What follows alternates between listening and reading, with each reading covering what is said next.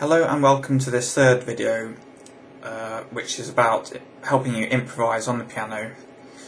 This video I'm going to start off with a short excerpt of one of my own piano improvisations so you can see exactly what sort of thing we're aiming for.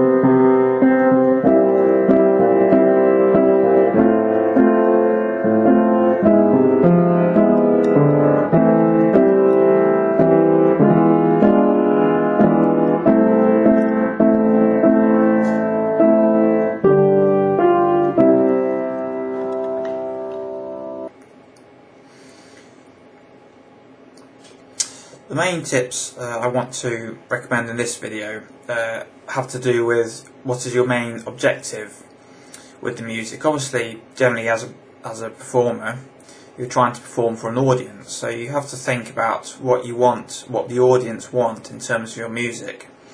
You can get a feel for the style of music they like just by being around people and feeling their expressions and emotions. Having some purpose to your piece generally means having a feeling, an opinion or fact that you want to convey during the expression of your piece.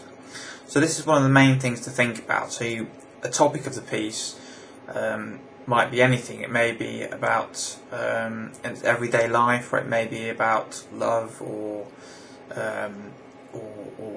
fear, or any emotion or any fact you want to convey.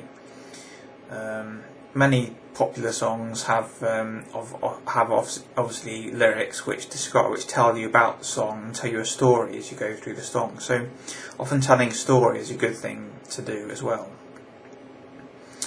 After having a goal, I think we need to get into the technical side of actually producing the music. Normally I tend to start with the melody.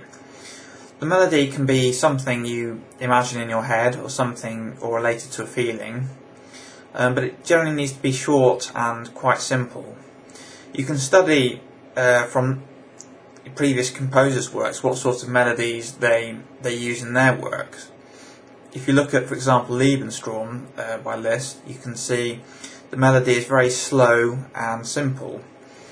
The melody can be a short sequence of notes, say 3 or 4 notes with a very simple rhythm. It may be a constant rhythm, or it may be an A-B form rhythm.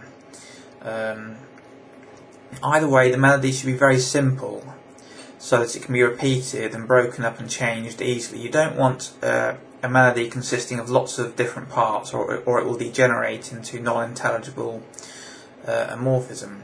So what you want is a very simple and short melody.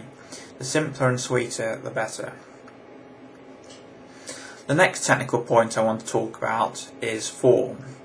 In your melody, having kept it simple, you want a simple form to expand it upon. So, mathematically speaking, this may be AB-AB or AB-AC. What this means is that starting with your first note, you then tend to contrast it. Your first note is the A of the AB form, and the second note, which is the contrasted note, is the B.